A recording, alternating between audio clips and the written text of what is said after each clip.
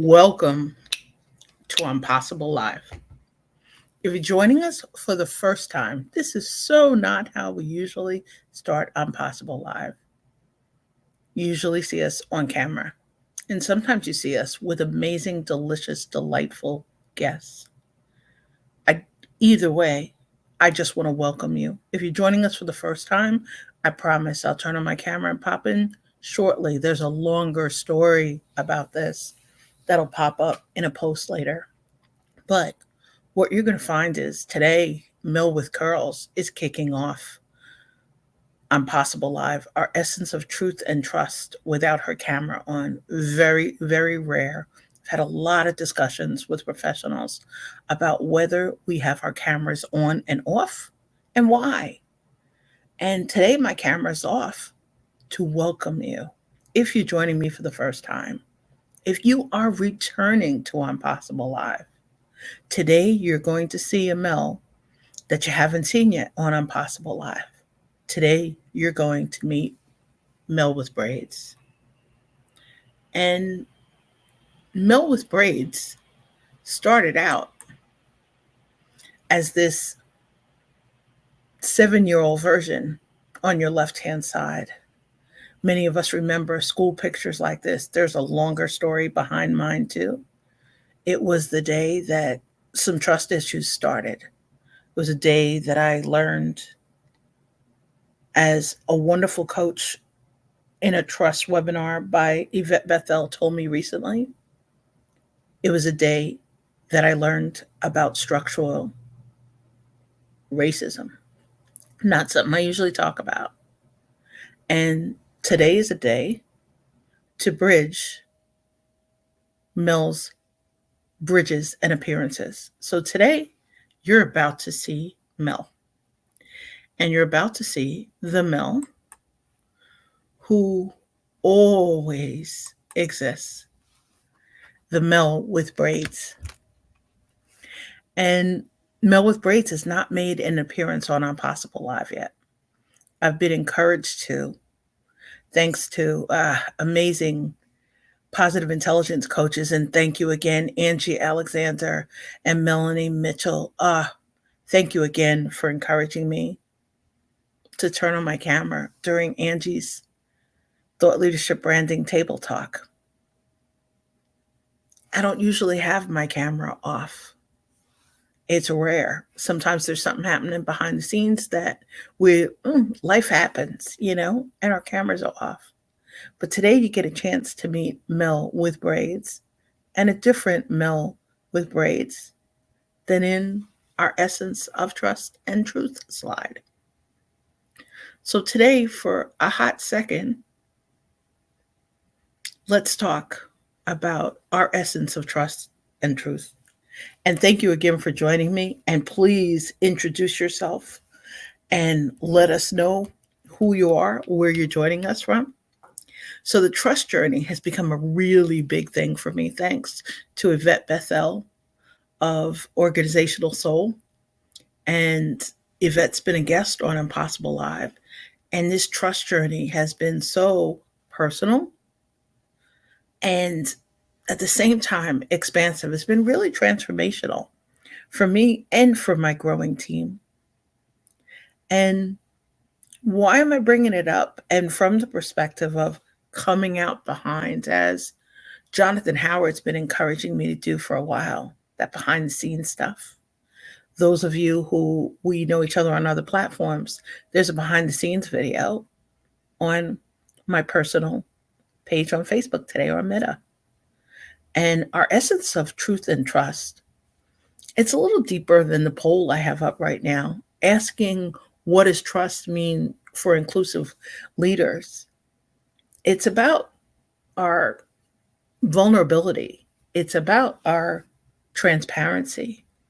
And I'm grateful for positive intelligence for really helping me from the lens that positive intelligence helped me with the vulnerability part of exploring that. And the trust work with Yvette Bethel of Organizational Soul is helping with the transparency. It's kind of cool to say that positive intelligence and emotional intelligence now have a bridge. And I'm delighted to explore that and to share that journey with you. So I just really want to thank you for joining me today and for popping in. And especially to, hi, Deborah, how are you? Welcome. And Deborah, thank you so much for joining us and welcome to Impossible Live. I am grateful for conversations with positive intelligence community and with Denise Hendon recently about how we show up, and for an amazing training by Sandra Fletcher and Esther. Oh, thank you so much for popping in, kind of changing our world. And it's a reminder when we comes down to our essence of truth and trust, and why is it important? People don't know where we're coming from as entrepreneurs, as team members, as people in life who they meet casually. Some of our family members who've known us really well for a long time, they don't really know what's with us. Today, I shared something about something that happened to me as a child. I started sharing more about this thanks to Jeffrey Davis of Tracking Wonder. And in Positive Intelligence, Shahrzad Tremaine encourages us during week 2 to kind of get in touch with that inner child. So I had to locate that picture of Mel with braids that I referred to earlier. In our essence of truth and trust, they're married, they're connected, they're how people make decisions about whether they'll hire us, about whether they want to approach us, whether they want to, and Bob Berg refers to it all the time as know, like, and trust. The older I get, the more I understand and accept. If people aren't sure they like us, they're not sure they want to explore, trust, and whether they're interested in learning more about us to explore trust. If they don't trust us, they don't take that next step. We don't get to know, to knowledge, because even sometimes in relationships, and I appreciate Yvette helping me really explore through her spiral of trust. There's a trust sequence, there's a distrust sequence. And people don't know, we don't know where we lie on that. But what I'd love to encourage you is you're exploring your essence of truth and trust is to think back to some of those earlier memories that are affecting how we show up today, whether we're transparent, whether we're willing to share and showcase our difference on the first date, whether we're willing to let others know more about our culture, our stories, our voices, whether we're really interested in letting them know what matters to us. And that part really leads to whether we see trust opportunities, whether others are trust willing. But underneath this, under the essence part, besides just where yours starts, love to encourage you to really think of our essence of truth and trust. It really has to start with the vulnerability, with the transparency, and with our self trust. Sometimes our beliefs, we're not in cultures that encourage us to trust ourselves and our voices.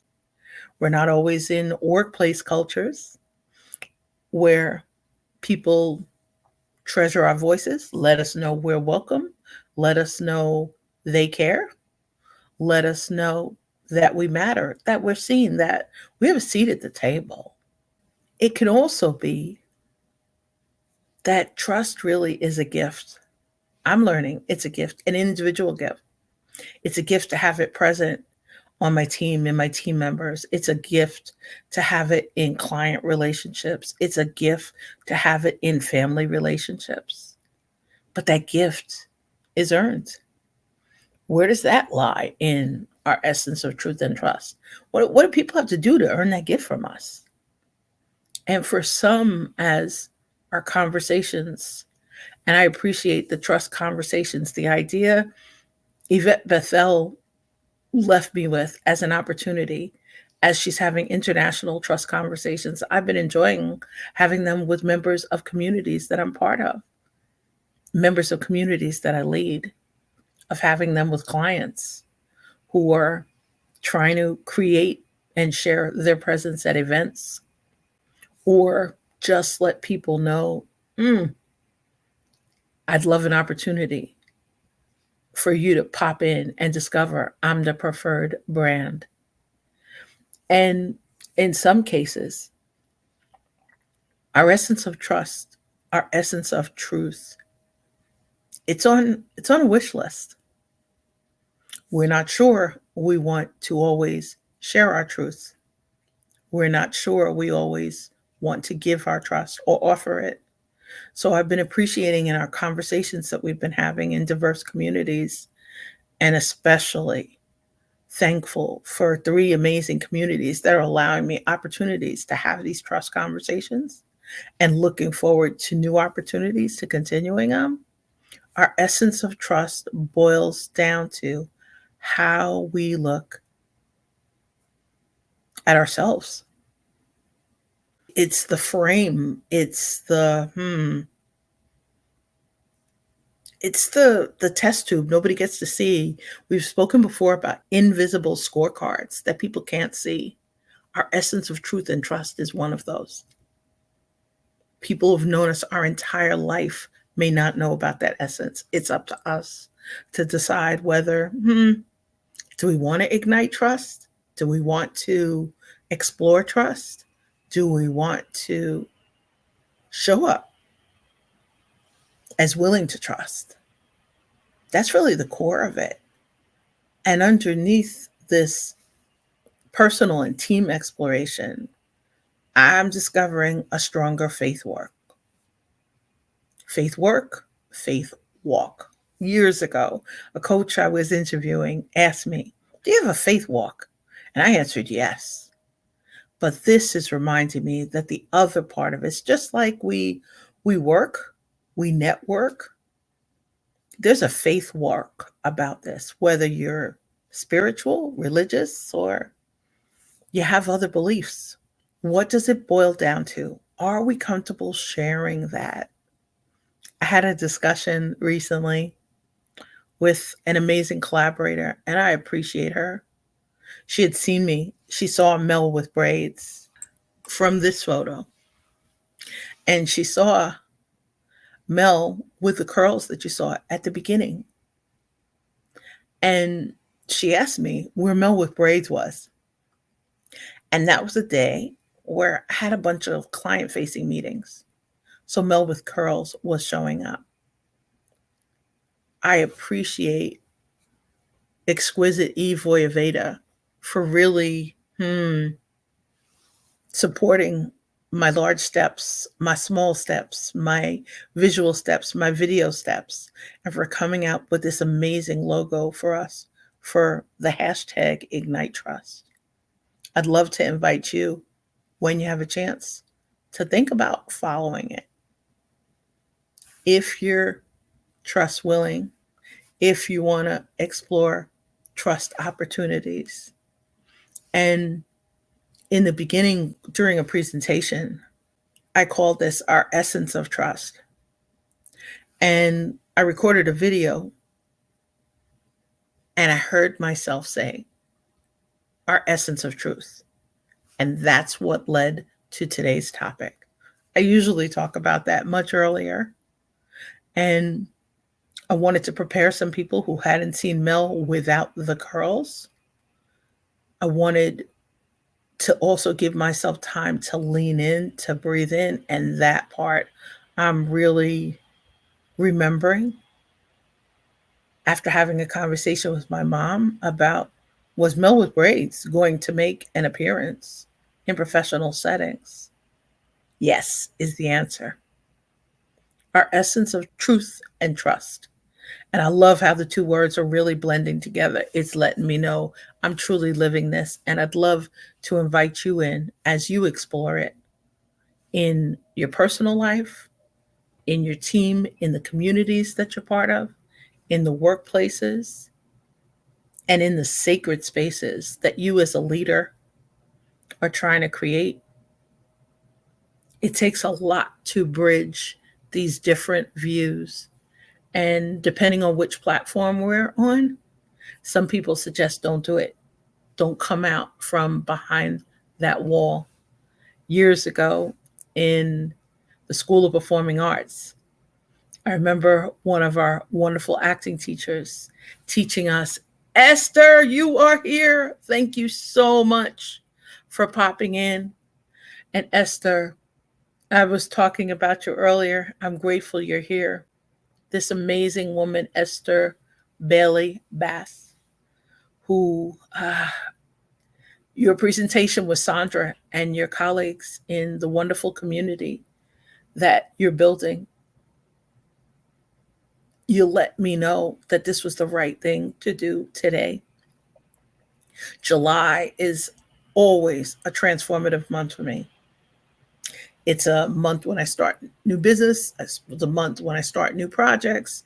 It's a month when I launch new things. And I was really reminded today to come out behind and bridge this in case there were others that I could help do the same. We're not always sure where and how to show up professionally and personally. We're not always sure whether it's safe. I talk a lot about psychological safety and a lot about safety and trust. And today, the truth part, more of it is coming out. It's part of the journey. It feels like it's time. It feels like we're in a world that sometimes squashes us down to such a mashed up version of ourselves that we don't really fully show up as us. And I'd like to encourage you to do that. In more places, in more spaces, there's somebody somewhere that needs to hear your voice. Esther, I've watched her present twice and she didn't realize it, but her stories, I needed to hear them. I felt like she was talking to me and she was talking to some others in the room. We didn't really know our place. And that's the essence part. It's not just a magazine that mom used to read that I was delighted to finally be old enough to turn the cover of. Delighted when mom and I were getting our hair done in a beauty parlor or at our hairstylist because I had an opportunity as a younger kid to read Essence magazine while mom was getting her hair done. It reminded me of the child's view.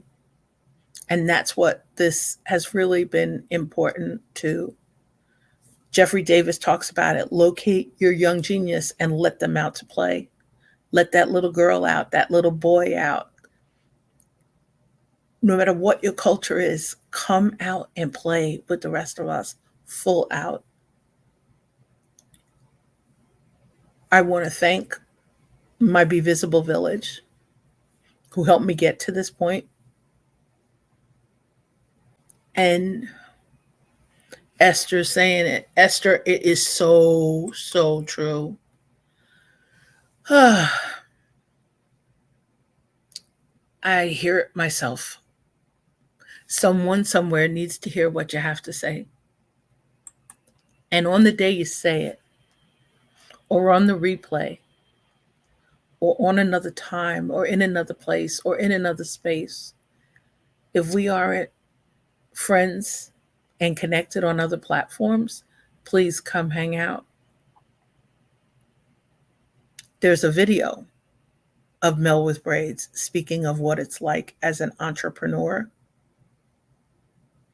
It's a video I'm just starting to share more, just like I hope others will share ours today or pop in live or on replays. Our essence of truth and trust is really what's needed to make our fragile world a little less fragile, to make it a safer place for some of us to share our culture, our stories, our voices, our truth in a way that hopefully will brighten another corner of someone's world. So please, today, tomorrow, at some other point, pop back in and join us. Come and say hi, invite other friends. And today, thank you for joining me.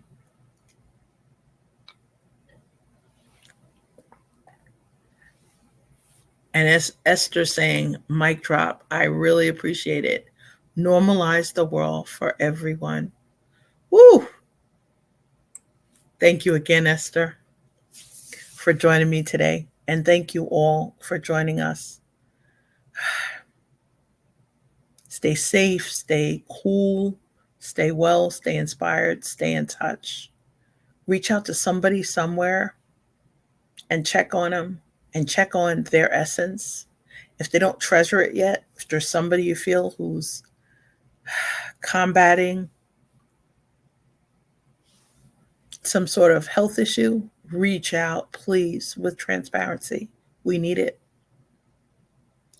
Stay safe, stay well, stay inspired, stay in touch, and have a magnificent day. Take great care. Thanks for joining us today.